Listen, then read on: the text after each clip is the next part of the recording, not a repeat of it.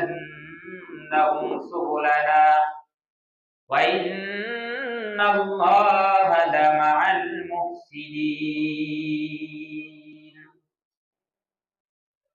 والذين جاهدوا فينا لنهدينهم سبلنا আল্লাহ তাআলা আয়াতের ভিতরে বলেন, যারা যে বান্দারা আমাকে পাওয়ার জন্য, আমার মুহাব্বত পাওয়ার জন্য, আমার জান্নাতকে পাওয়ার জন্য চেষ্টা করে, মুজাহাদা করে, কষ্ট করে, আমি আল্লাহ তাআলাকে পাওয়ার জন্য যারা চেষ্টা করে, সাধনা করে, মুজাহাদা করে, আমি আল্লাহ তাআলার পথকে তার জন্য সহজ করে দেই।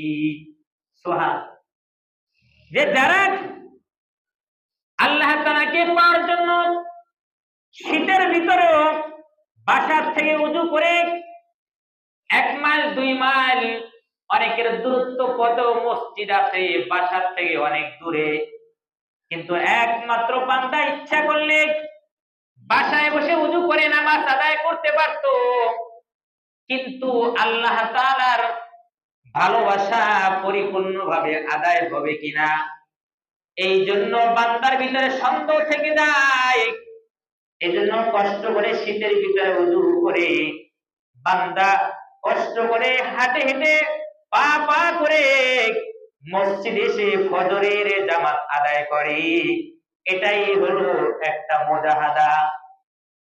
নামাজের লাইনে কষ্ট করা, যে 5 ওয়াক্ত নামাজ সে ইহতিমামের সাথে আদায় করতেছে, 5 ওয়াক্ত নামাজ সে ইহতিমামের সাথে আদায় করতেছে, বাসার ভিতরে নামাজ আদায় করে না, দোকানপাটে নামাজ আদায় করে না, অফিস আদালতে নামাজ আদায় করে না।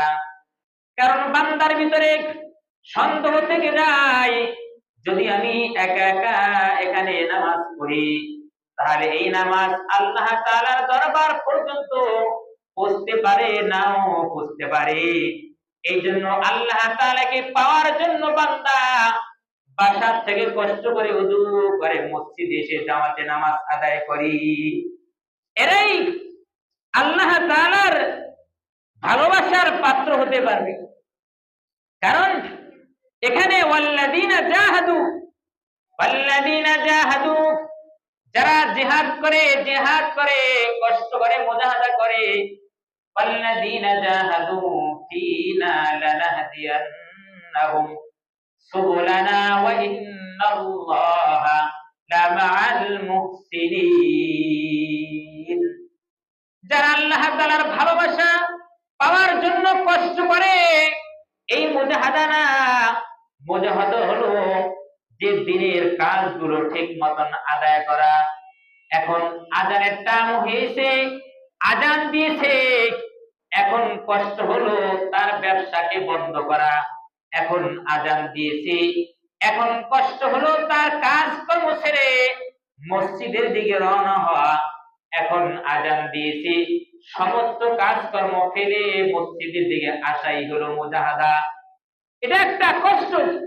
কারণ এই মুহূর্তে যে কাজ বন্ধ করে নামাজের দিকে আসা, মসজিদের দিকে আসা, এটা কিন্তু অনেক বড় একটা কষ্টের কাজ।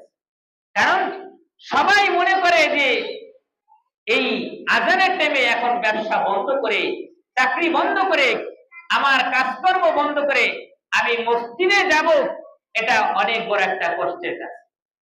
এই জন্য যে আল্লাহ তাআলাকে পাওয়ার জন্য কি করতে হবে? কষ্ট করতে হবে। আল্লাহ তাআলার হেদায়েত পাওয়ার জন্য ওয়াল্লাযীনা জাহাদু ফীনা লানাহদিয়ান্নাহুম সুবুলানা ওয়া ইন্নাল্লাহা লামাআল মুহসিনিন। যারা আল্লাহ তাআলার হেদায়েত পাওয়ার জন্য এক জায়গা থেকে আরেক জায়গায় হরকত করবে, যেমন আল্লাহ তাআলার হেদায়েত পাওয়ার জন্য সাহাবায়ে কেরাম মক্কা থেকে মদিনায় হিজরত করেছেন, আবার কিছু সাহাবায়ে কেরাম মদিনা থেকে মক্কায় হিজরত করেছেন না? একমাত্র আল্লাহ তাআলার হেদায়েত পাওয়ার জন্য সাহাবায়ে কেরাম এক রাষ্ট্র থেকে আরেক রাষ্ট্রে মুজাহাদা করেছেন, জিহাদ করেছেন। অর্থাৎ হেদায়েতকে পরিপূর্ণ হাসিল করার জন্য তারা কষ্ট করেছেন, মুজাহাদা করেছেন। আপনি আমি যদি ঘরে বসে থাকি তাহলে আল্লাহ তাআলার হেদায়েত ঘরে বসে পাওয়া যাবে না, কষ্ট করতে হবে।